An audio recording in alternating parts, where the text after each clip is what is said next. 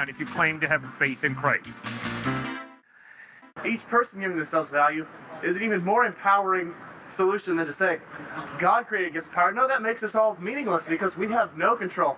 As a man or a woman here in a world just happens to be, you seize control, and you can take that power for yourself and make yourself whatever you want to be. That's even more powerful message. Not to deny that each person does have value, but to say that people that don't believe in God, or if there is no God, they're valueless, no. Humans have value because they're humans. They're right. Their minds, feelings, all of that is as real as anything because to them it is real, and they have value. But just listen to what you're saying. I give myself value. That's the basis of my value. If what you say is true, fine. I'm the greatest. I am the greatest. That's the value that I give myself. Totally out of touch with reality. In reality, I'm not the greatest, but I can stand here and say, I'm the greatest. I'm the greatest.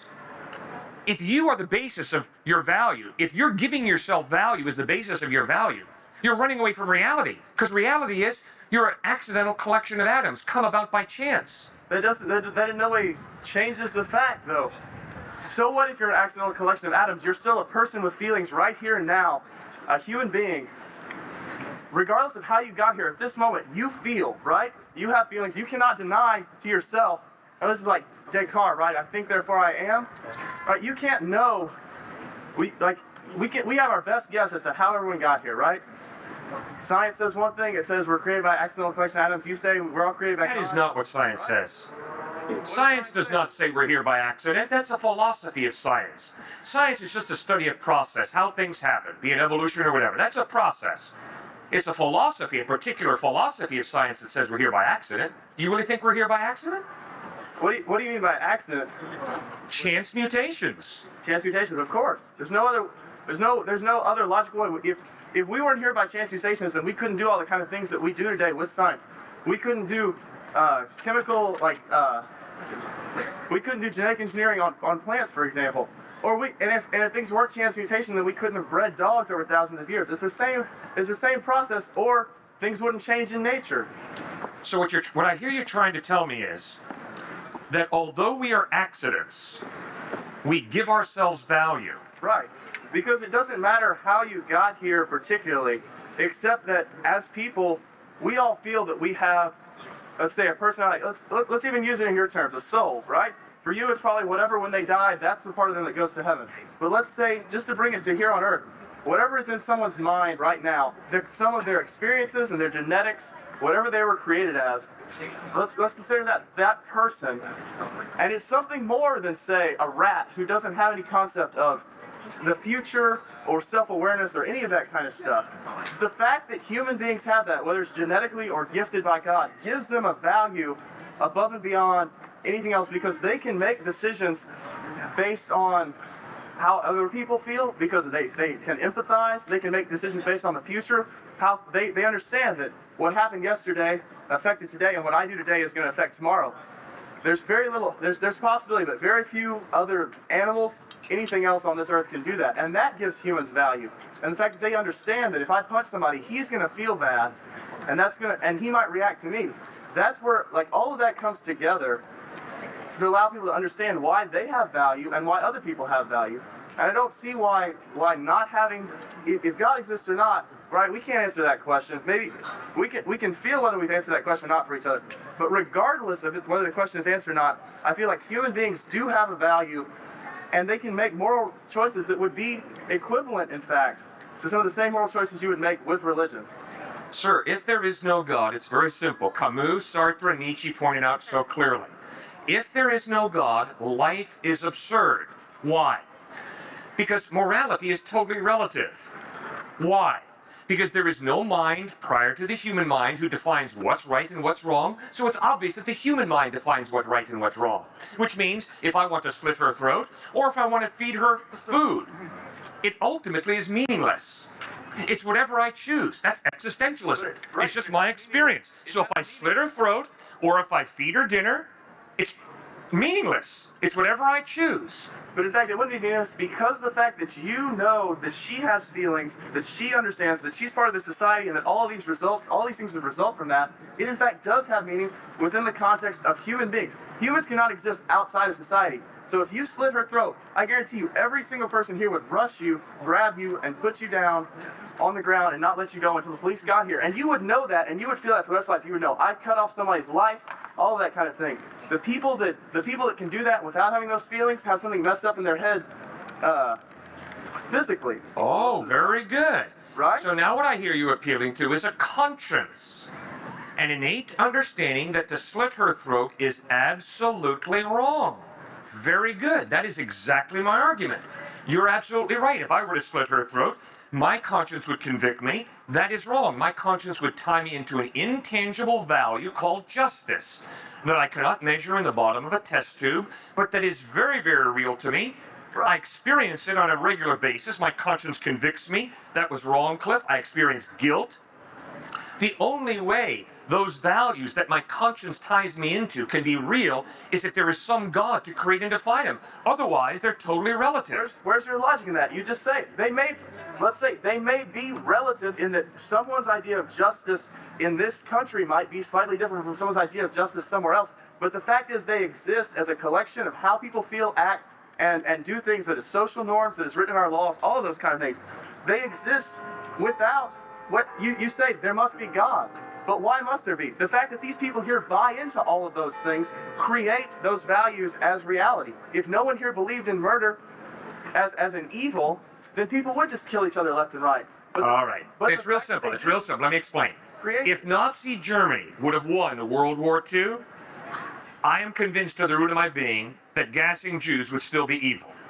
If Nazi Germany had won World War II, I am convinced to the root of my being that gassing Jews is still absolutely evil. Why? Because I have a conscience that ties me into moral absolutes, justice. Therefore, I have to ask myself as a thinking human being, what is the basis of that moral absolute? The only way a moral absolute can be real is if there is some type of God to create and define that moral absolute. It doesn't even take that for that moral absolute of gassing Jews to be wrong, right? All they had to do was say, this is another person. Why do they deserve life? Let's say create that as an absolute. Why do all humans deserve life? Because let's say that is your absolute. You can come to that though with those people didn't do anything wrong in the society. There was no justice in what was done to them. There was no they weren't being punished. There was no effect. They just took someone's life for no reason. Why is that wrong? Because if everyone just took everyone's life, no one could live, right? If I just suddenly just killed each other for no reasons, it doesn't make any sense. It's obvious what was morally wrong there. The fact is they justify it by considering Jewish people not human. It was the only way they could even get around in their own morals, which you would say that they were totally corrupt, right? They were against God, yet the people that were doing that were all religious people. The people in Germany were all either Protestants or Catholics. All that tells you is that they're warped people. It tells you nothing about God. It tells you how warped the people are that do the evil, even if they do it in the name of God. Why does God allow evil to be done in His name? Why does God allow evil to be done in His name? Great question. Ultimately, I do not know why God gave us free will. But obviously, the all-powerful God chose to partially limit His power by giving us a free will. Now, it is absolutely impossible for God to give you free will, respect your free will, and then every time you hold back and try to hit Him in the face, He puts plexiglass in between you two and says, oh, no. I've given you free will, but you can't exercise it. Oh, my God is all-knowing, right? He's all-knowing, correct. So He knows the beginning and the end of time. Yes? But before the beginning of time, He made a choice to create that, correct? Yes. Okay. So, since He knows the beginning and the end, and He created it, that means that He was responsible for everything that happened since then. And No, false. That's not free will. That's No, that's totally false. Why The not? all-powerful God chose to partially limit his power by giving us free will. And our free will puts us in the position of being creative. And you can create good with your life, or you can create evil with your life. But Jesus promises that there's going to be a day of judgment when he will hold you responsible for the free decisions you make. And if you choose to create evil, you're free to do that now. But you're not free to escape the fact that on a day of judgment, you will stand before an all-knowing, all-powerful God. You won't be able to slip any money under the table to bribe the judge. You'll be held responsible for what you've done with your life. So can God affect things physically in the world at this moment? Yes. Were he to choose? Yes. And how would he do so? Well, in the Gospels, we read about miracles. God changing a natural law that he's made in order to perform a miracle. That's the resurrection of Christ. And what he did- Christ was stone dead, but 3 days after he died, he physically, bodily rose from the dead, and over a period of 40 days, he appeared to over 500 people who saw him risen from the dead. That's an example of the supernatural God changing a natural law that he created in the first place and performing what you and I call a miracle. Just at that moment, though, right? Right. God doesn't perform miracles every second of every day in every location. So Miracles are isolated incidents of God stepping in and changing a natural law to perform a miracle. So why haven't we seen, like, we've been studying, let's say, maybe since like 1850, 1800, we've been studying every physical property of the whole world as best we can. We've been looking at everything until the point that we've gotten past the atom down to the neutron. Why is it that everything follows laws consistently everywhere in the universe? Where do miracles jump in Because there? God created natural laws to operate consistently. Then why- Can you imagine the chaos that would occur if you woke up this morning and gravity wasn't in operation? It would be pathetic. But God has created a consistent world with natural laws, and then he gave us rational minds, and we, by exercising our rational minds, can do good science, and we can depend upon the consistency of nature. And that's a gift. I'm very grateful for that. Right, but say this miracle happens. Say all of a sudden I'm about to fall to my death and gravity reverses. Yeah. Right? Right? This is possible within your worldview, correct? If I'm a righteous man, No, it's real simple. and gravity saves me. Gravity works here. Gravity works here 10 times out of 10 times. This drops. When I let go, it drops. From the beginning of Okay? the universe Now, until- what is a miracle? A Right. miracle is it drops and then a hand comes in. Well, let's say So a miracle is God intervening. He doesn't change gravity and suspend the laws of gravity, but instead he intervenes and performs a miracle. there must be something happening there, and we would see it, though, right? We would see it. It would be Yeah, some people kind of- saw Jesus risen from the dead. They saw him. Thomas came up to Jesus and said, right here. And Jesus said, yeah, I'll put my hands in the nail print. You put your hands in the nail prints in my hands, Jesus says. Thomas saw Jesus risen from the dead. That's why he believed. And when Joseph was told by Mary, I'm pregnant and I'm a virgin, Joseph said, no way. It took an angel communicating to Joseph that indeed Mary was a virgin for him to believe. He wasn't going around saying, oh yeah, what's the latest miracle today? Oh, my fiance's pregnant and she's still a virgin. No, Joseph didn't think that way. It's a miracle that happens to quite a few people, though. That virgins conceive? Who are the quite a few people that you've Well, met? just most people aren't. Most, I hope most one of them's people, not your most people girlfriend. just aren't convinced by that line of thinking, if you know what I mean. But what I'm saying is so you've got, let's say you know a miracle is about to happen. I know that's I impossible. don't know a miracle's about to I'm happen. saying here's my test of logic on this. You know a miracle is about to happen. By some way, you got a prediction, you've seen a sign, an angel has come and spoke to you already, so you're already convinced that miracles do happen and a miracle is about to happen. And you say, I'm going to drop that lozenge, and God has promised me he's going to, with his hand, he's promised me he's going to lift it up, right? And stop that lozenge in the air. Now you've got every scientist you know, you say, today is the day that we know God's going to do a miracle. Let's see what happens. What do you propose? They know these are all these physical forces in the world that interact. They never break these laws. If they break, we find out what the actual description of them is, and then we remodel our model. But it's still once again something consistent. They know that, so they've got every camera, every bit of analysis, everything possible trained right here, looking to find out exactly what's going on when God puts His hands underneath there. Yeah. What is it? What is it that happens there? What is it? Is it a spiritual force? I don't know. Is it a reversal God doesn't of- use me as a consultant to advise God on how to perform miracles. So I honestly do not know how God performs miracles. But I can promise you that the second temptation of Christ, recorded in Matthew chapter 4, Satan takes Jesus to the top of the temple and says, "Hey, Jesus, throw yourself down.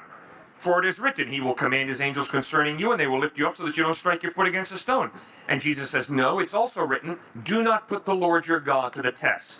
So the whole idea of, hey God, if you exist, perform a miracle right here, right now, and if you happen to meet my request, then you'll be privileged enough to have me believe in you, is manipulative. It's dishonest. Isn't that rational though? Why should you believe in anything without some kind of Do you look your girlfriend in the face and tell her that unless you have sex with me, I don't believe you love me? That's manipulative, sir. That's manipulative. Don't treat people that way, and don't treat God that way. I'm not trying to Jesus either, so. Well, I'm glad to hear that. You know, what I'm saying is these kind of things. That's something. That's also not a proof thing, because love is one of those things that's a construct between people and it's an emotional thing. I'm saying within the physical realms of things. Yes. You know, if I throw a bowling ball in a certain direction and I know every bit of information in the world about how that kind of thing interacts, then it's going to go exactly where it's going to happen the exact same every time, right? Good.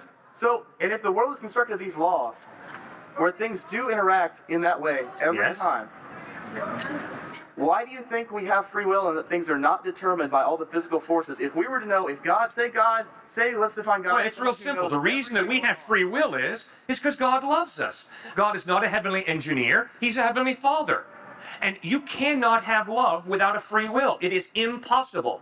If the girl you've been dating for the past 2 months says she loves you, and tonight your father calls you up and says, "Son, I've been paying her $1,000 a week to date you," you'd be royally bummed out. Why? Because love demands free will. And if you try and brainwash my children, I'll be all over your case like a wet blanket. Why? Because if you would deprive a person of their free will, they're no longer human. They're a machine. And God did not create you as a machine. He created you as a human being. And a big part of that is a free will. Right. You take away free will and you cannot love, sir. You take away free will and you've taken away one of the biggest gifts that God has given us. The ability to love, to genuinely care. So watch out what you ask for. So love itself is something outside of the realm of all of the physical, chemical, and interactions that people Love have. is not it's chemically analyzed. You can't chemically analyze love. You can't show me love in a test tube. You cannot show me 2 feet of love. What if I told you that presented with an image of a woman and I stimulate the right spots in your brain, that you would fall in what exactly would replicate love that happened naturally? We're getting to that point where one of the things I hope you're going to learn real soon is that there's a difference between romantic love and faithful love. And if you ever do get married, your romantic love is going to have to turn into faithful love at some point. Otherwise, you're going to crash and burn your marriage and it'll be divorce. What I'm saying is, romantic love, infatuation, has to grow and mature into faithful love. Look, the world. My stance I'm trying to defend here is that the world is made up of all these small parts. Let's say humans, though, are a little bit above that in that with the sum of parts we have a little bit more, but it's still all physically created somewhere down in your brain, in your reactions. I'm not going to say heart because somebody else who knows more about science will say, but clearly your heart only circulates blood. The thing is that love is still something that's happening within these physical compounds. And if I were to take off part of your brain and slice it off, you might totally change your personality, right? Yes. Right. A lobotomy would change you and me drastically, correct? Right. Like all these tests we do, we realize that everything that you feel and believe is what your brain interprets based on the rest of the world. And if the rest of the world is a deterministic system where these laws do not break, unless God is performing minor miracles at all moments through spiritual love in our brains that destroy those laws that we've worked so hard to figure out, then there's no room for these kind of things to jump in and happen. Sure there are. If I'm walking around the corner of the building here and a man with balding head and big stack of books under his arm walks around the corner, as soon as I see him, I haul back and smack him. I'm hauled into a court of law. The judge says, "Cliff, why'd you hit the professor?" And I say, "Well, Your Honor, when I was a little boy, I was abused. And my father would abuse me. He had a little bit of balding hair, and he would pick up big books and smack me over the head when I was a little kid. And when I saw this professor, he just so reminded me of my abusive father that I just had to haul back and smack him." Fortunately, the legal system in the United States is based on free will. based on the fact that, Cliff, you are responsible for hitting that professor. You are responsible, and you will go to jail for it if you hurt him too badly. And to blame my genetic makeup or to blame my environment is insufficient. What I'm saying is even despite this notion of free will, the reason we tell people that they have free will in that sense is because not only were you abused by your father, but you were also taught that it's wrong to just run off and hit somebody, right? Now, what I'm saying is your brain made that choice, but it is very possible that within the realms of this world, that choice, even though you felt like you consciously made it, it was a decision within your brain somewhere, that all the experiences in your life culminated to make that decision in some kind of physical sense. Now, it doesn't feel like that to you, but they culminate to make that sort of decision. And in fact, it was out of your power, but because it's impossible to know, right? We go on the assumption. Fine, just listen to what you're saying. You're saying that you're so intelligent, so brilliant, that you can stand above all human beings and realize that although human beings think they're experiencing free will, although your girlfriend says she loves you and she thinks she loves you, although your parents say that they really do love you, but you understand it all, that it's all biochemically determined, that it's just their drive to preserve the genetic pool that motivates them to care for you and pay for your college education. Come on, sir, give me a break. That is so out of touch with the real world, it's scary. Determinism, you can't live that out.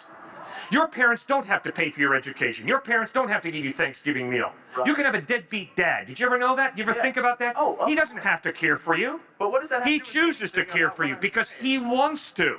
Let's not even think about, would it improve our standings with God? How would it improve if we were all to sit down right now and say, this is our moral law. Let's say it's the Bible, and we followed every rule and every check, and we translated it every possible way so we knew all the possibilities. Why would it improve things here on earth? Because if you understand that you have a conscience that ties you into moral values that are real, then you understand it's worth my effort to try and live out those moral values to the best of my ability. And then when you look at Jesus Christ, you see that he sums up the moral law with the commands, love the Lord your God with all your heart, soul, mind, and strength, and love your neighbor as yourself. And I can promise you, sir, the solution to the world's problems is not more education and more money. The solution to the world's problems is that we have a transformation at what you earlier, I would agree with you, called the heart, meaning by that the soul, the personality, where we begin to love each other instead of hate each other, where we begin to care for each other instead of rip each other off, where we begin to encourage each other instead of manipulate and control each other. And that is the solution to your family's problems, to my family's problems, to this nation's problems, to the world's problems. The hope that is found in Jesus Christ, who offers to forgive us, to cut us out of our straitjacket of self-centeredness, and to free us to love even our enemy and forgive those who do dastardly things.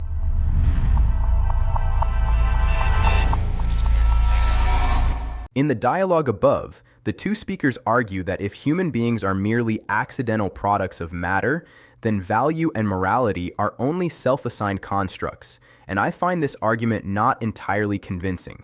The conversation now moves into deeper existential territory: human value, free will, determinism, conscience, and whether meaning can survive in a purely material universe. This is no longer merely a debate about religion. It becomes a debate about what it means to be human. One of the most striking claims made is that if humans are accidental collections of atoms, then grounding value in oneself becomes detached from reality. This argument rests on an assumption that is worth examining carefully, that objective value must come from outside the human system in order to be real. Yet this assumption is not self-evident. Even within a naturalistic framework, one can argue that value emerges from the very capacities that define human existence: consciousness, empathy, self-awareness, rationality, and the ability to suffer or flourish. These are not trivial features. They are precisely the features that make moral language meaningful. If a being can suffer, form relationships, anticipate the future, and recognize the interior life of others, then the treatment of that being matters in a way that the treatment of inanimate objects does not. Value, in this sense, is not arbitrarily invented. It is discovered through reflection on what it means to be a conscious, relational agent. One does not need to claim that value floats in a supernatural realm in order to argue that cruelty is wrong or that compassion is better than indifference. However, the Christian speaker raises a legitimate philosophical challenge. If value arises solely from human consensus or feeling, what prevents a society from redefining value in destructive ways? History shows that societies can indeed rationalize injustice. This is where the appeal to conscience becomes significant. The claim is that conscience points beyond social conditioning towards something that feels binding even when society approves evil. But here again, we must proceed carefully. Conscience is powerful, yet it is not infallible. Conscience can be shaped by upbringing, culture, fear, and propaganda. The mere existence of conscience does not automatically prove a divine source. It proves that human beings experience moral obligation as something more than preference. That experience requires explanation, but multiple explanations are possible. Evolutionary development, social formation, rational reflection, or theistic grounding. The most philosophically responsible position is not to dismiss conscience as illusion, nor to treat it as automatic proof of God, but to recognize it as a phenomenon that demands serious interpretation. Conscience may be one of the deepest clues about human nature, but clues must still be interpreted. The dialogue also touches on the idea that if morality is self-generated, then a person could simply declare themselves the greatest and be done with it. Yet this caricature overlooks an important point. Self-assigned value in a mature ethical framework is not narcissistic assertion, but recognition of shared personhood. If I claim value for myself, I must also recognize value in others who possess the same capacities. Otherwise, my claim collapses into contradiction. Ethical self-recognition naturally expands into mutual recognition. So the strongest counter to moral nihilism is not merely God exists, nor merely we feel value, but this. The structure of human experience itself pushes toward moral reciprocity. To deny the value of others while affirming one's own is intellectually unstable. At this stage of the debate, I find both sides partially persuasive and partially incomplete. The naturalistic account explains how moral awareness can arise within human life, but it struggles to explain why moral obligations feel binding even when inconvenient. The theistic account provides a strong grounding for obligation, but it must show why that grounding is necessary rather than optional. The conversation then moves into questions of free will, determinism, miracles, and the practical consequences of belief. Here the debate becomes less abstract and more personal. What kind of world are we living in, and what kind of agents are we within it? The Christian speaker insists that love requires free will, and that a deterministic universe would undermine genuine responsibility. This is a powerful intuitive argument. If every action were fully predetermined by prior physical states, then praise and blame would seem misplaced. The moral language we use, responsibility, guilt, forgiveness, presupposes that people could have acted differently. Yet the determinism debate is complex. Even if human decisions are influenced by biology and environment, it does not automatically follow that responsibility disappears. Many philosophers argue for a form of compatibilism, the idea that free will and causal determination can coexist. Under this view, a decision is free if it flows from one's own character, reasoning, and intentions, even if those have causal histories. What matters is not absolute independence from causation, but whether the action expresses the person rather than external coercion. So the stark contrast between complete freedom and complete determinism may be misleading. Human agency likely exists in a layered form, shaped by forces yet capable of reflection and self-modification. This layered agency is sufficient to sustain meaningful moral responsibility without requiring absolute metaphysical freedom. The discussion of miracles introduces another dimension, the relationship between natural law and divine intervention. The speaker argues that a consistent natural order is itself a gift, and that miracles are rare interventions rather than constant disruptions. Philosophically, this is coherent within a theistic worldview. But from an evidential standpoint, miracle claims face a high burden. They must show not only that witnesses believed something extraordinary occurred, but that alternative explanations are less plausible. For many modern listeners, the issue is not hostility to the supernatural, but the demand for consistent standards of evidence. If a miracle is claimed, What kind of testimony, documentation, or corroboration would make it reasonable to accept? Without clear criteria, miracle claims risk appearing selective, accepted within one tradition, dismissed in another. Yet the most compelling part of this final section is not the metaphysical debate, but the ethical vision presented. The story of sacrificial love in the concentration camp and the call to live for others rather than for self-centered gain shifts the conversation from abstract argument to lived meaning. Here, the Christian speaker speaks at his strongest. He presents a moral ideal of self-giving love as the solution to personal and social breakdown. Even a secular listener can recognize the power of this vision. A world in which people genuinely seek the good of others, forgive injuries, and work for mutual flourishing would indeed be radically different from a world driven by ego and domination. The disagreement lies not in whether such love is desirable, but in what ultimately grounds and sustains it. Is love grounded in divine command and example? Is it grounded in human empathy and rational recognition of shared vulnerability? Or does it require some synthesis of both? The debate does not resolve these questions definitively, but it clarifies what is at stake. If human beings are merely self-interested organisms, then sustained self-sacrifice becomes difficult to justify. If human beings are created for love and relationship, then self-sacrifice becomes intelligible and even necessary. Each worldview must show not only that it can explain reality, but that it can sustain a livable, moral vision. In the end, the most constructive takeaway is this: the search for truth about God, morality, and human value cannot be separated from the way we live. Arguments alone do not transform the world. Transformed lives do. Whether one grounds that transformation in faith or in philosophical humanism, the test is the same. Does the worldview produce greater honesty, compassion, courage, and responsibility? A worldview that cannot produce these fruits will struggle to persuade thoughtful observers, no matter how sophisticated its arguments. A worldview that does produce them will command attention, even from skeptics.